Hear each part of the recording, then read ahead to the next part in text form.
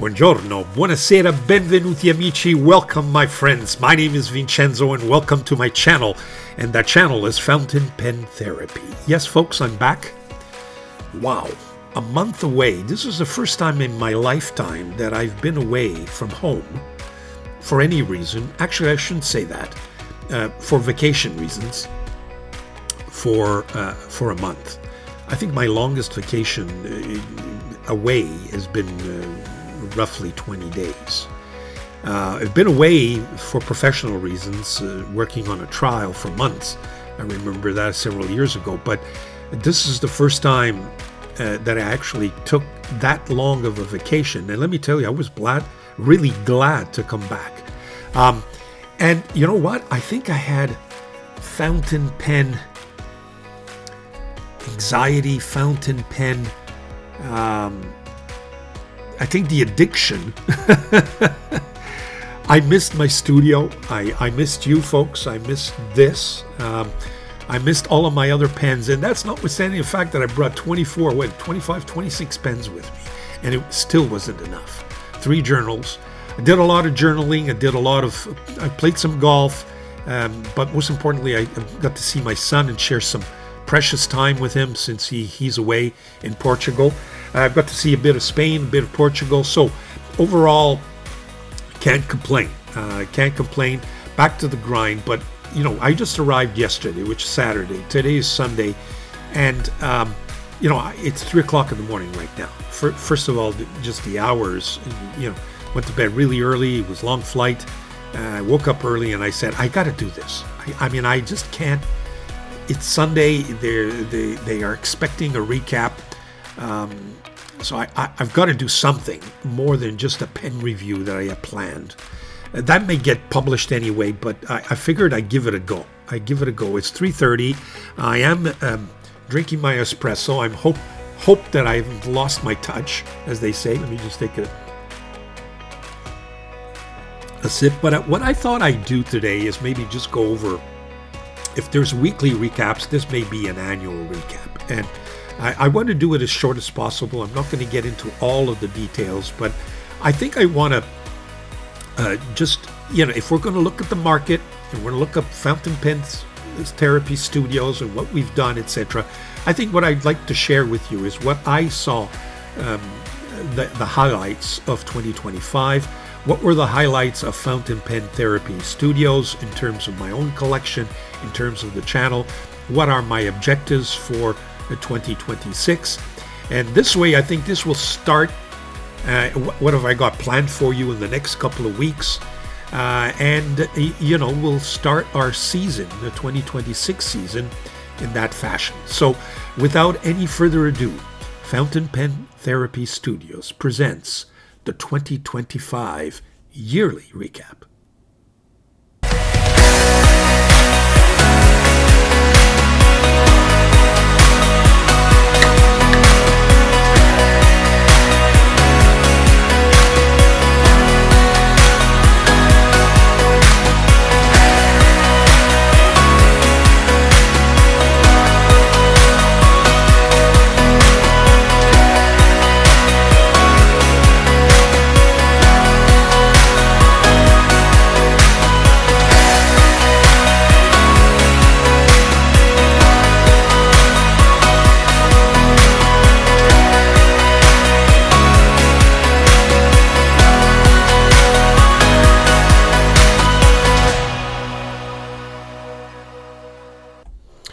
Okay, so we're back. The first section of this recap.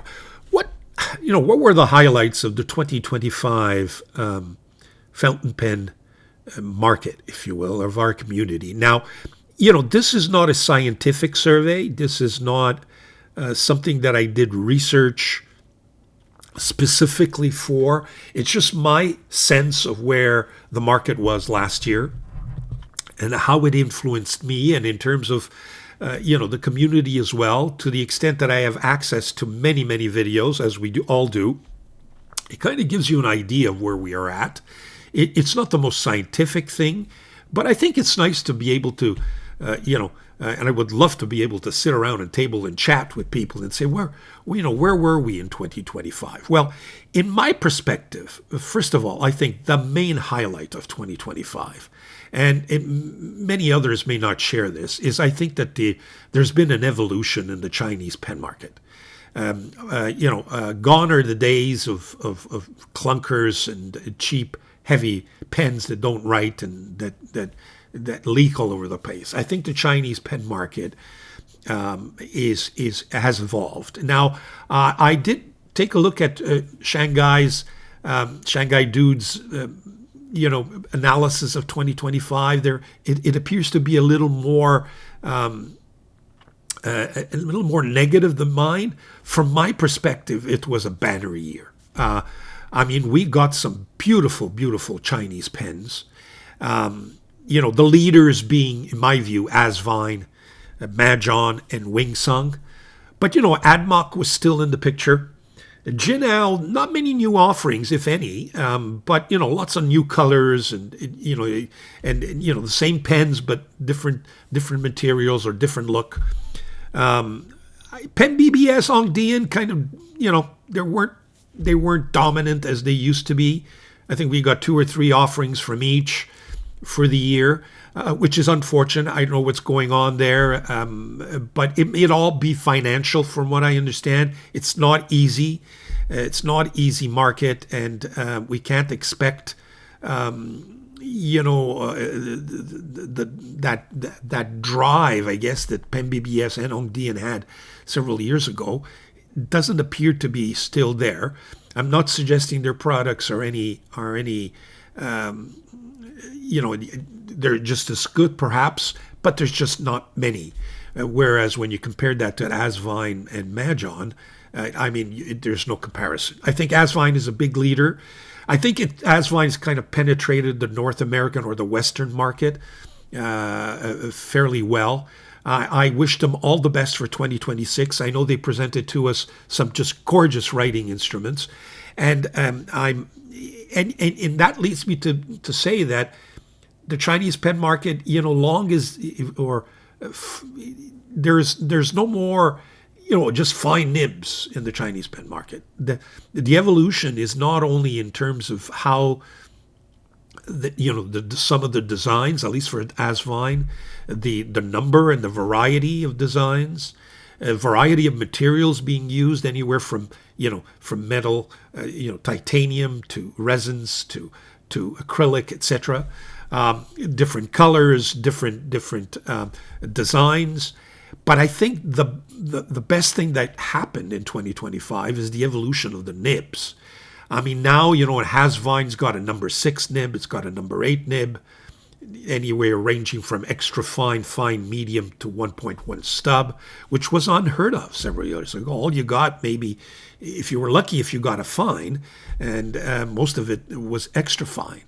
Majon, same thing. They've got a number 6 nib, they've got a number 8 nib, they've got the Moonman nib in both number 6, number 8, with a variety of line variations. They've got the sun face or that sun nib, both in number 6, number 8. So lots of variety there. I would say to you that Wingsung, may not have come out with a huge number of new offerings. I think at the end of the day, some changes, lots of more expensive stuff that I haven't bit yet on. Especially the gold nibs, but the 930 I think was a great addition to their lineup. But where I think they've evolved is the nibs. They've got number 6 nib, they've got a number 8 nib, and now they've got a number 9 nib, and variety of line variations there as well, which is, I think, a very welcome addition.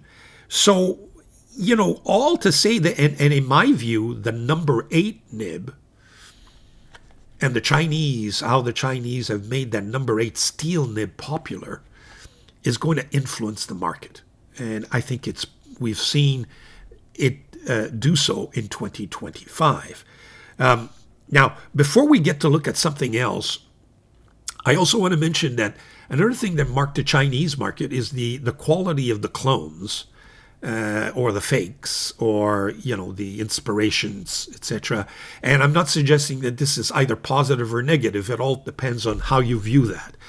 But there again, we're not getting garbage when it comes to clones, which is either a good thing or a bad thing, depending on how you see that. And I invite you to take a look at my video on clones and fakes. Everybody has their opinion, and they're entitled to their opinion. Some stay away from them. It's just objectionable, and I understand that. But one thing's for sure, the quality has improved. Now you're getting, Mont Blanc and 149 fakes that are, almost very difficult to distinguish from the real thing. So, is that a good thing or a bad thing? I'm not sure. That all depends. I know I've enjoying some of those clones. I'll be very honest with you, and the price is very reasonable. So it's very enticing and very difficult to resist. But I understand those that stay away and object to it. That it's understandable. The other thing I think is, when you look at Chinese pens, is that I think other reviewers, the traditional, long-standing reviewers that wouldn't touch a Chinese pen if it was given to them, were obliged to take a look. And I've seen several of them, and I'm not going to mention names. I think we all know who they are, who, didn't even know that Chinese pens existed, are now reviewing them. They're now receiving pens for review. They are now taking a look, and they're raving about these pens. And, this channel prides in presenting to you several, if not all, of the Chinese pens that I think are worthy of mention. They in a certain extent, dominate some of my reviews, and I readily admit that. But why? Because the quality is there.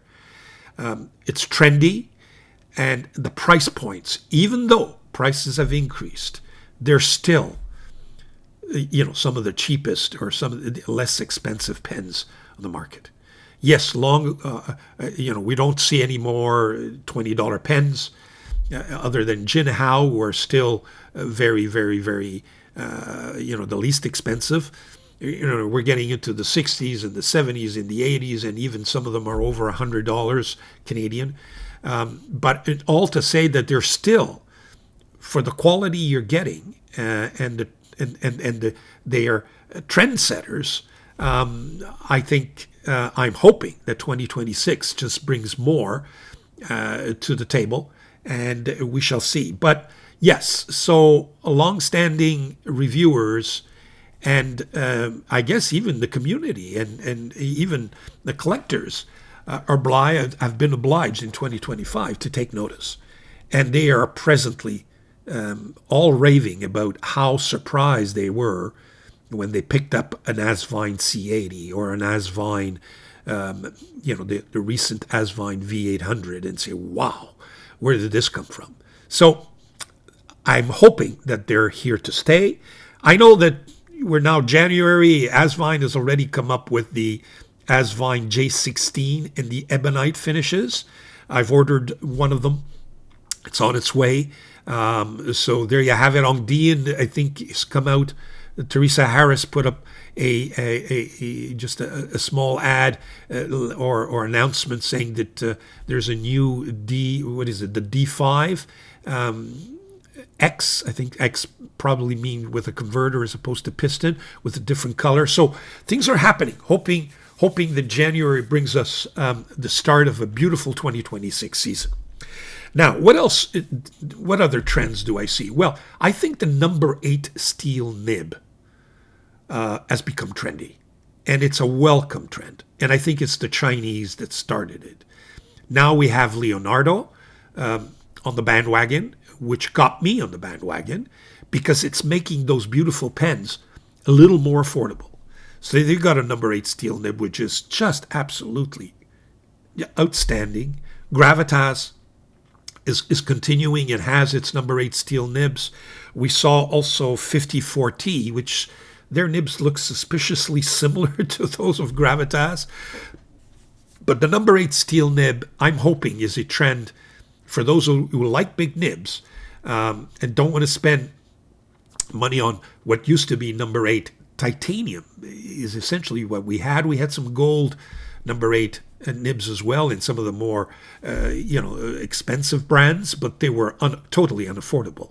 And it's making a Leonardo pen that's maybe $1,000 now being sold for $400. So I think it's a welcome trend. I think it was a trend in 2025, and I'm hoping it continues. And the Chinese started it. They had their number 8 nibs even last year. Dieman had them. And the trend is there. So it's welcome trend. In terms of the Italian market, I'm fond of the Italian pen market. Being of Italian origin, I have a kind of a bias there.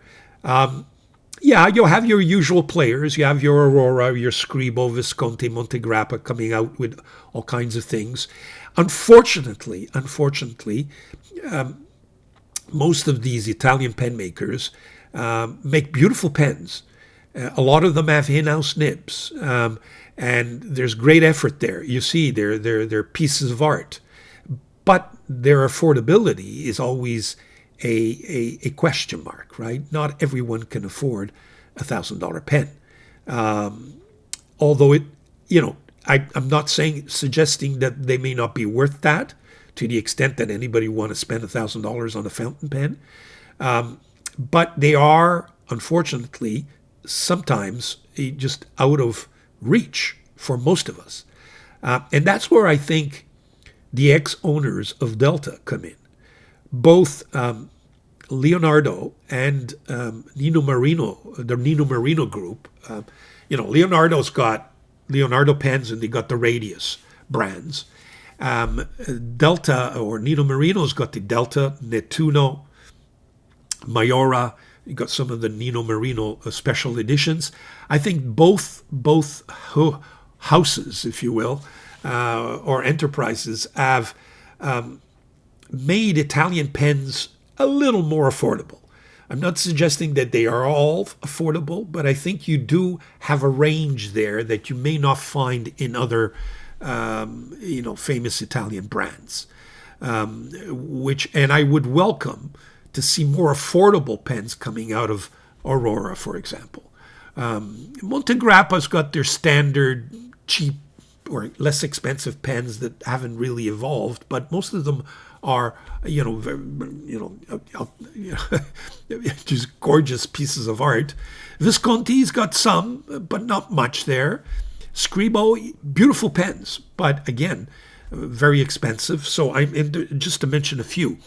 ASC, or Armando Simoni Club, and OMAS, the OMAS that's operating in North America, verdict still out. Some people, question the quality there.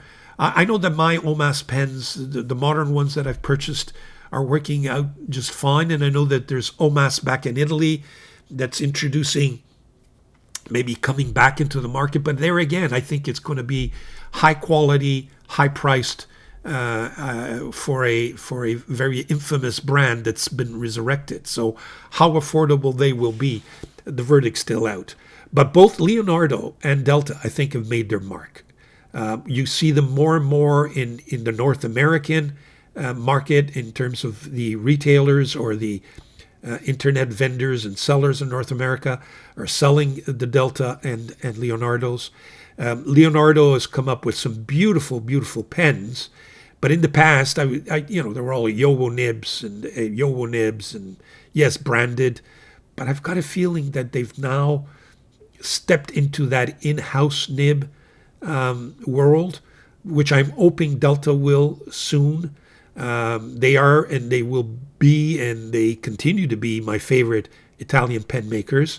But Nino, you've got to get those in-house nibs going. I know it's expensive, but if you introduce in-house Delta nibs, I think you're going to be dominating the market. So I'm just hoping their message from my friend Nino Marino there. I'm hoping that they will take the lead from Leonardo, who I believe, the in-house is still, mystery to me, but I've got a feeling that most of they're farming things out, and some of it is done here or in-house, some of it done out. But I think that gold La Fenice nib is very close to an in-house nib. Beautiful materials, and that brings me to Joya. Joya, you got to do more pens. I love their pens. They're just not coming out with as many offerings, unfortunately. But speaking of materials, I think we've seen the trend, the Jonathan Brook phenomena, where he's creating these beautiful resins, and other pen makers are taking the resins and making their pens with it. I think that trend, I'm not saying it was started in 2025. I think it probably was there before. But you can see that that's continuing, and it's a welcome trend. And I mentioned Jonathan Brooks. There are others, of course.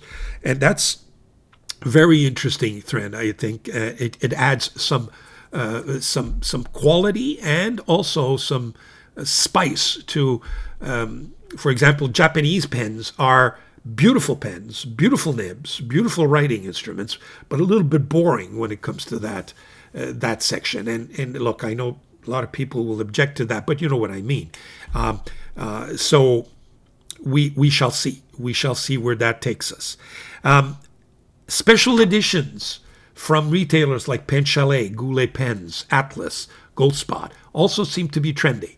They'll take a special resin from Jonathan Brooks and have Leonardo make them a special edition of their Memento Zero Grande pen that can only be sold at that retailer. I think I've seen that trend, in 2025, and maybe started even earlier, but in 2025, it become a very common trend.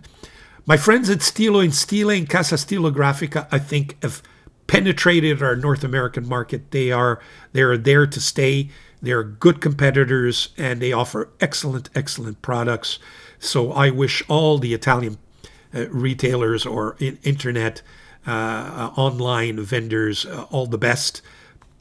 Bring them on, but at good prices, please. The gold steel nib debate is still there, but I think it's even stronger now because we're getting some very interesting steel nibs introduced. Again, I point to the Chinese pen market competing, I think, adding competition to the gold nib. Is the gold nib still a standard to want? I think so. I think that, unfortunately, other than those Chinese pens, and I'm doing a couple of videos in 2026 demonstrating that, I think that gold nibs still have their place. The prices are still there, and maybe even more expensive now, given the price of gold. But I still think a gold nib is a gold nib. But the Chinese are working on that. Let me tell you.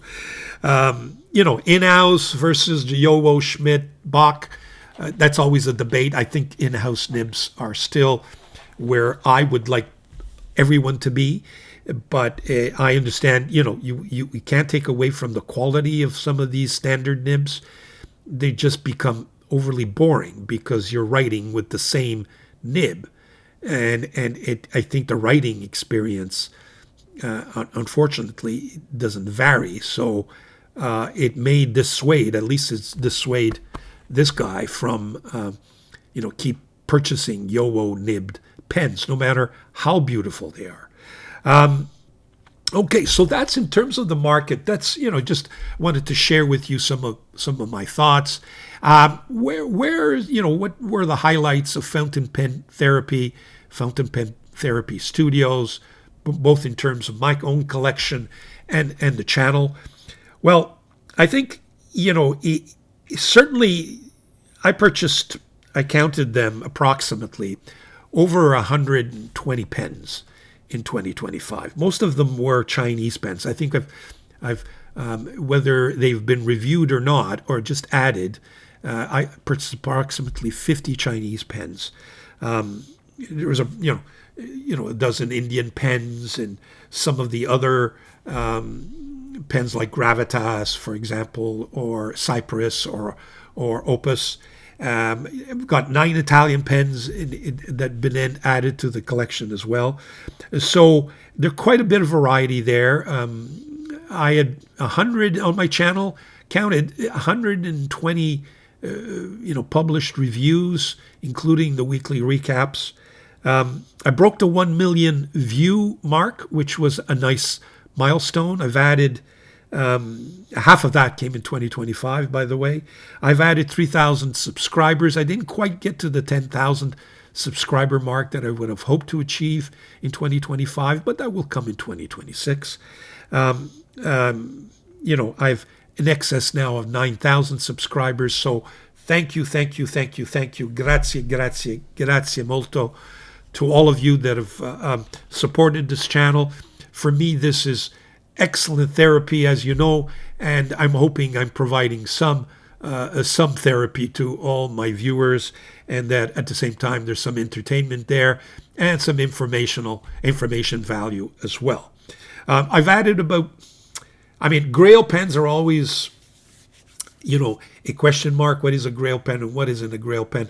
In my estimation, I've added about 5 pens that I would categorize as Grail pens, at least for me, in 2025. So, all in all, in terms of pens, it's been a great year.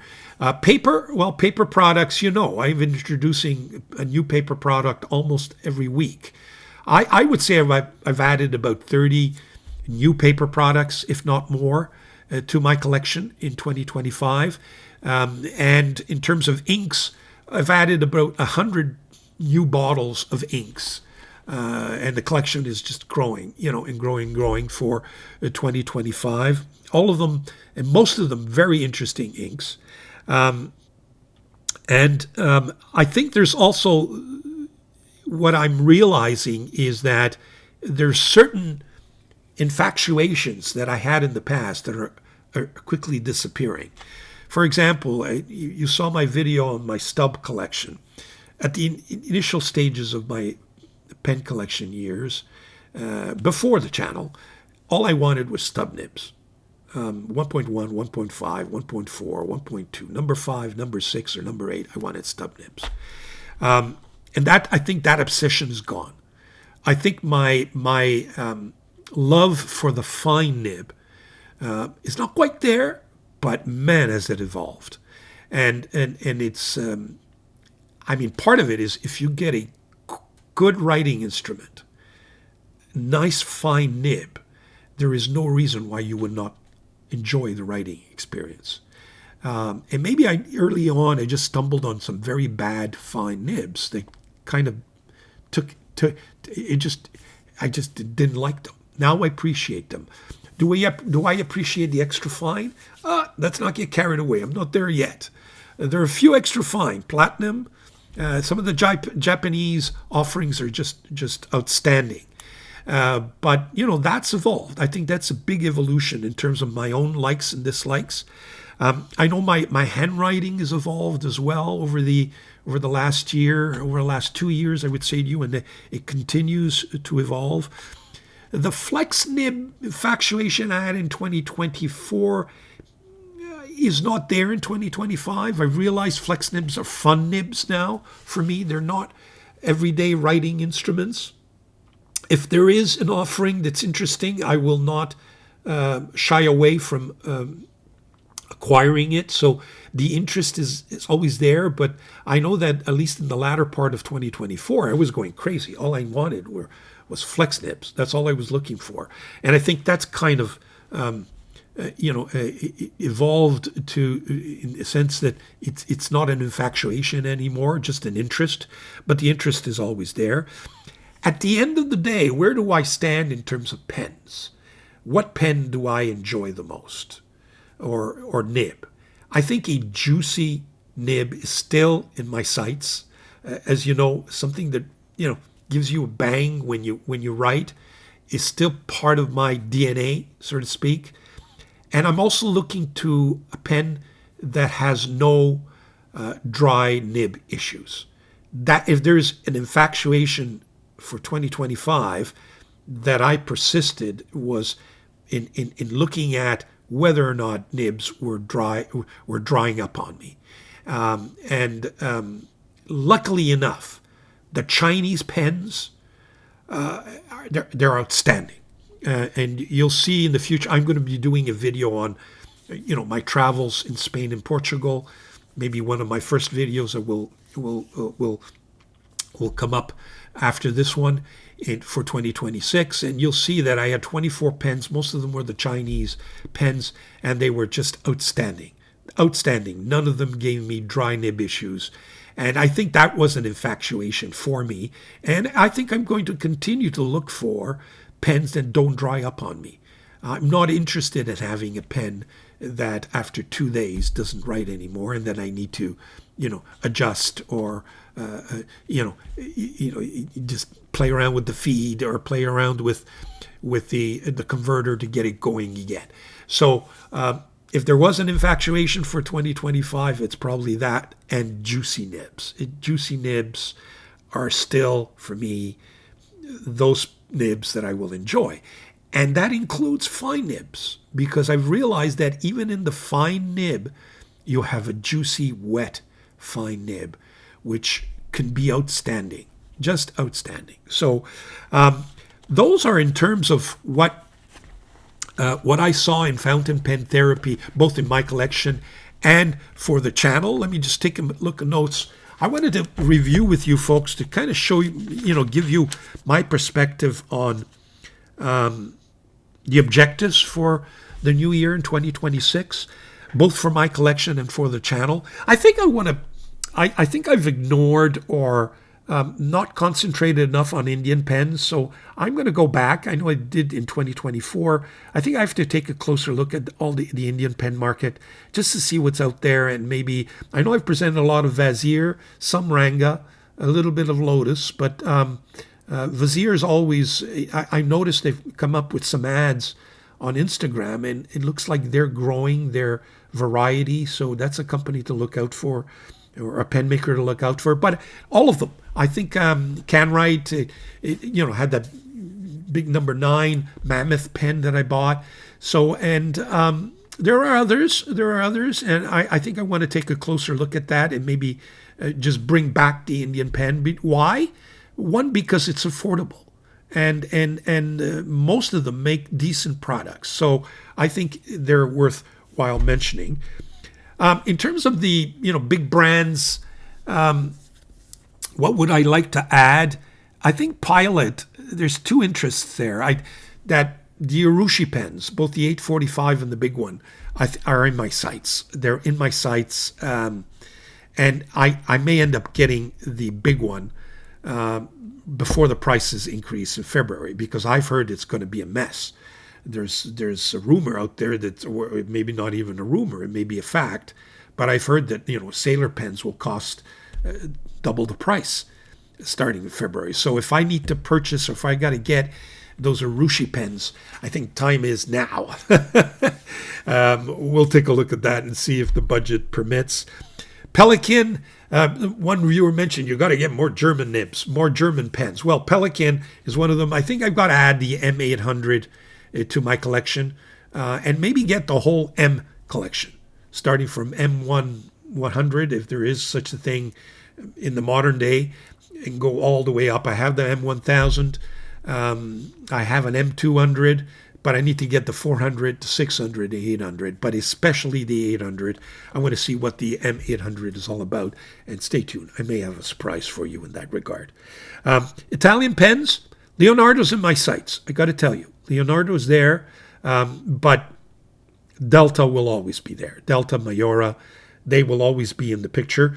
Scribble as well. I've done one collaboration with them. I'm hoping to do more. Aurora as well. I'm expecting some Aurora pens to come in. So that's something new. I want to get more Mayora pens. I noticed that in 2025, Delta was there, but not Mayora, and Nettuno. I got to get some Nettuno pens and add them to my collection as well. I'm always looking at Montegrappa. There's a couple of pens that are affordable, expensive, but more affordable than others that are in my sights. I may want to add some of those to the collection. Vintage pens will always be there, I think. I discovered the quality vintage pens with the Edson and the Legacy from Schaefer, and the Karen. Maybe get some of the older models. So I want to take a look at that as well. I got to get a Faber-Castell pen. Realize I've got some of their, cheaper not cheaper pens, but low cost or, cheaper priced pens. But I don't have any, gold nibbed Faber-Castell. So I think I need to add that to my collection. The St. Dupont as well. Odo Ut comes to mind. So these are some of the brands that I've not added to my collection that are in my sights. That's in terms of pens. In terms of ink, what am I looking for? Well, I'm always looking for a nice ink. But what I realized is some of the shimmering inks may not be as bad as I initially thought.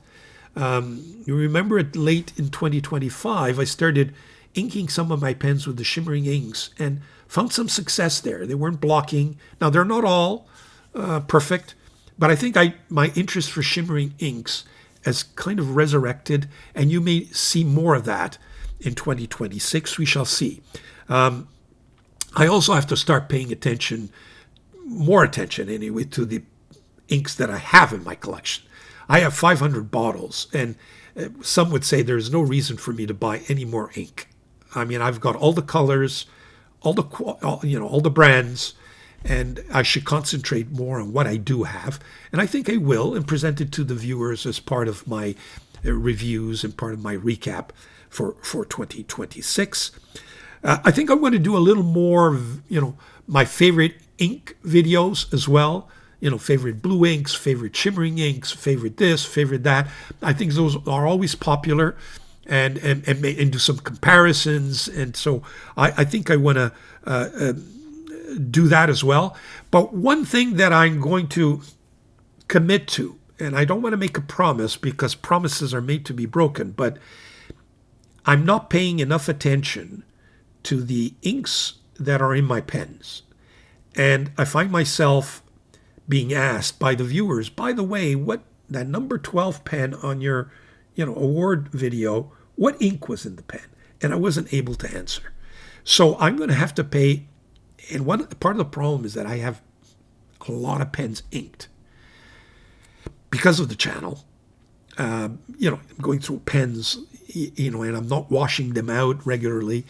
But having said that, I'm committing to my New Year's resolution to maybe introducing and letting you know what ink is in all the pens that I write with, or at least try, in any event, as best as possible, and maybe even keep track of them in a journal, so that if I'm asked, I'll be able to answer. But more importantly, so that you can get a more informed view of the writing sample that I'm giving you.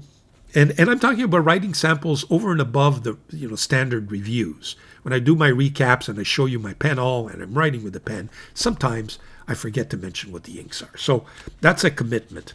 Notebooks, papers, and journals. Well, folks, I'm going to continue to explore those products. Any new paper product that comes to my attention, I think will see its day on this channel. In fact, given the number of paper products I've added, I will most certainly be working on a part 4 of my comprehensive guide to fountain pen friendly paper. We've done part 1, 2, and 3, and I think I have enough new paper products to make a part 4. We'll work on that on 2026 as well. Now, it brings up the issue of journaling. I think I want to set up my journaling ambitions for 2026. I think I'm going to present that in either a separate video to you or maybe part of my recap. I have a plan for 2026 in terms of how I'm going to be utilizing my journals, and it's going to get me to journal as well. I had some thoughts about how I want to journal my life or my hobby, and we'll share those thoughts perhaps in an independent and separate video coming up in early 2026. Other than that, the most important thing, I think, for me to look out for in 2026 is to find the Tomoe River original replacement. I looked at my collection and I looked at my inventory, I should say, and I have a bunch of Tomoe River products with the original paper, but it's going to run out. It's going to run out. So I think I should take the time to explore, if I have no more Tomoe River paper tomorrow morning, what will be my paper of choice? And so I want to pay particular attention to that, and I welcome all the suggestions from my viewers in that regard. Okay? So that's in terms of notebooks. Now, in terms of overall ambitions for the channel, I'm still questioning whether I should accept more affiliations and more collaborations. I know I've refused a few. On the one hand, you don't want to make this a channel where I'm just reviewing pens that I get for free or are loaned to me for free, and then somehow feel obliged to say only positive things, and kind of compromise on the objectivity of the review, and whether you like it or not. I mean, if somebody gives you a pen that's worth $500 and doesn't make you pay for it, you'll have a lot of positive things to say about that pen. Put it this way. And so I'm always struggling with that. On the other hand, affiliations and collaborations provide, the opportunity to present to the viewer more pens. Because in 2025, I'm going to tell you how much I spent on pens, but I can tell you that 95% of what was presented on this channel was purchased by me. So that's quite a financial burden. I'm sure you can appreciate it. On the other hand, I'm not complaining. It's part of my collection. That's the game here. And I'm not suggesting that I didn't, I'm master of my own pocket and my own bank account, and I can do what I wish with it. But if affiliations and collaborations can allow me to present more to you, the viewers, then it's something I have to consider. But I'm going to maintain my line that if I don't like a product, I'm just not going to review it. I'm just going to refuse, as I've done in the past. So that's something to look out for. The weekly recap, I think we're going to fine-tune it a little bit. I'm working on, I was away for 30 days, sometimes sitting on a beach somewhere, or on my balcony in my condo in Portugal. I have some thoughts, and we're going to keep fine-tuning it. There's always the issue of whether or not I'm going to introduce the recap in a live format, or maybe complement the weekly recap as it is with a live monthly recap, for example. I'm still struggling with the technology and the lack of predictability of that technology. That gives me anxiety, and I don't want anxiety. I know there's the issue of, if I do live, then I'm going to pay too much attention to the live comments and less attention to the content that comment is made. But, I would love to be able to interact. So I'm going to have to find a formula that works and that doesn't take away from the interest or the content either. But it's in my mind. Introduction of membership. I know a lot of reviewers have introduced membership. It may be time for me to do so, but if I'm going to offer membership, then I'm going to have to offer something more to the members that I do to, just an ordinary subscriber. I'm not sure I like the idea of distinguishing the member from the normal subscriber. I think ultimately they're both entitled to see what I have to say or to show. So I'm struggling with it, and I don't want this to be a money thing. But, if I can put some additional dollars into the bank account of this channel, it will allow me to spend more on content. And trust me, there's the revenue that comes in here doesn't at all. And I mean, forget it. It's it's a very, very low percentage. But I can tell you that every dollar that may come in is spent on content. Yes, content adds to my collection by definition. But a lot of the content I add, I would normally not add as part of my collection. Am I going to sell some pens? I don't like selling my pens. First of all, I'm not good at it. I don't have the patience and the time. But maybe that's another way. Maybe some of the pens that I don't use, I can either give them away. I prefer to give them away, actually, than to start selling. I just don't have the patience and the time for that. But so membership, I'm thinking about it. I'm not sure. What do you folks think? Let me know.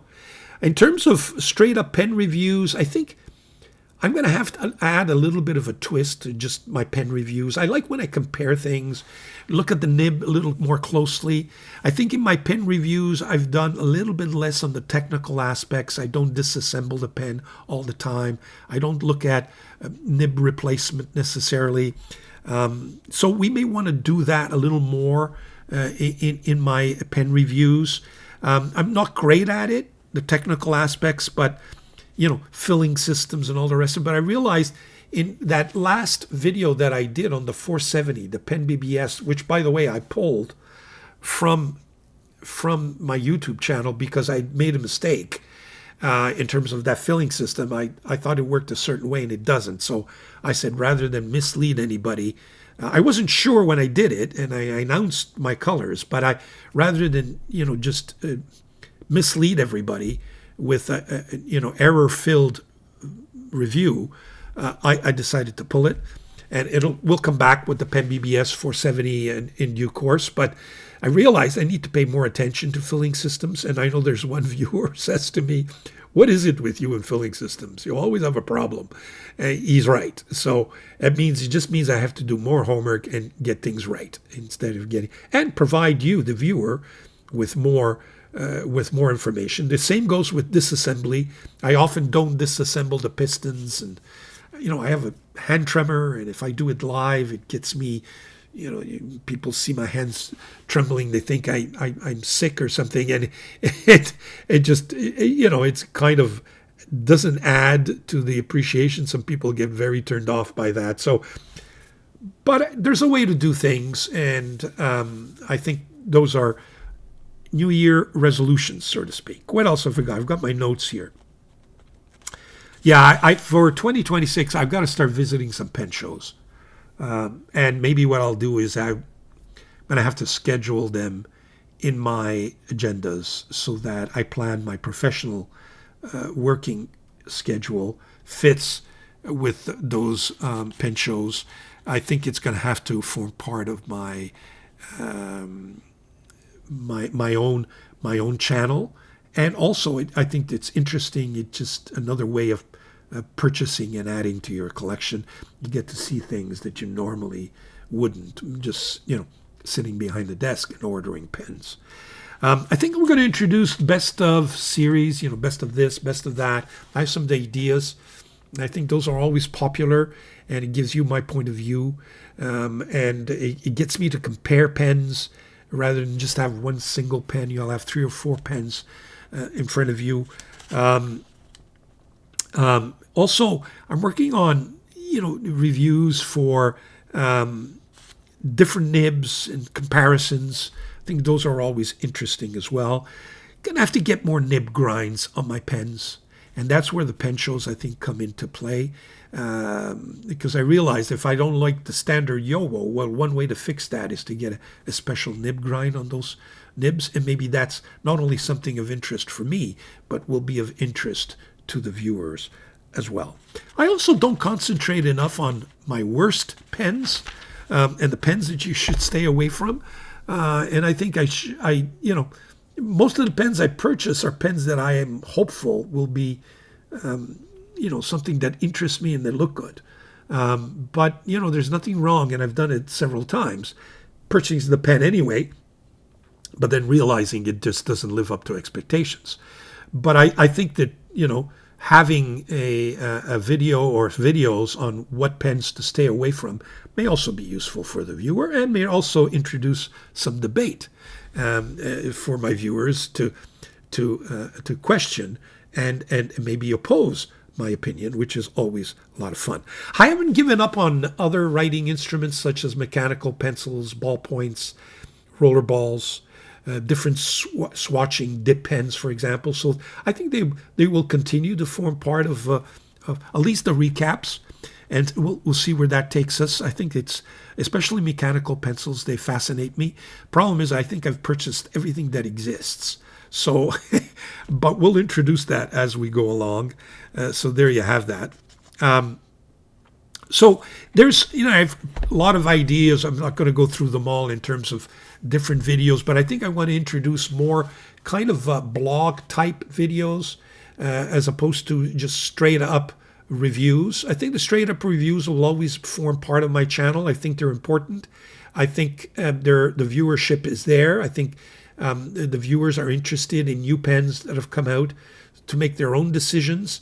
And so they will always form part of my channel. But I think I'm going to add to that more blog types, best collection, or, I think was of interest to show you my collection, my Asvine pen collection, for example. I think that was very, very popular. Or my stub nib collection, or, podcasts that deal with comparisons with different aspects of our hobby that is not just a straight up review. Okay, so we've got that. Now, I welcome suggestions. So suggestions and questions, please let me know what you think would be interesting for the channel in 2026. That would be very, very welcomed. In terms of what's coming up in my videos soon, well, you'll see that during my absence, I received a bunch of pens that I ordered and that I have not had the opportunity to mention or review. So you'll see those coming up soon, including the brand new offerings from Asvine, or the brand new offering from Asvine. I'm not sure I'm going to get that new offering from Dieman, the new color D5X. We shall see. But definitely the Asvine J16, which, by the way, a lot of you mentioned, why wasn't the J16 in my best Chinese pen? That's because it came out in October of 2024. So it was, I think, number 2 in 2024. But now they have a new J16. So we'll take a look at that and see what gives when the pen arrives. I've also purchased a couple of vintage pens that came in while I was away. And I did some shopping in Spain and Portugal, so I'll show you what kind of haul came in and maybe give you a snippet of my vacation as well, so that you should be seeing that sometime fairly soon as well. So that's in terms of what's coming up in the next couple of weeks and what's up for 2026 as well. There you have it. I wanted to give you some of my thoughts on 2025 and 2026. Stay tuned. Stay tuned. Lots of good things. I think 2026 is going to be another great year for fountain pens, paper, and inks. And I just welcome you all and hope that you will join me as you have done in the past. And once again, Happy New Year. Thank you for your support and see you in the next video. Ciao.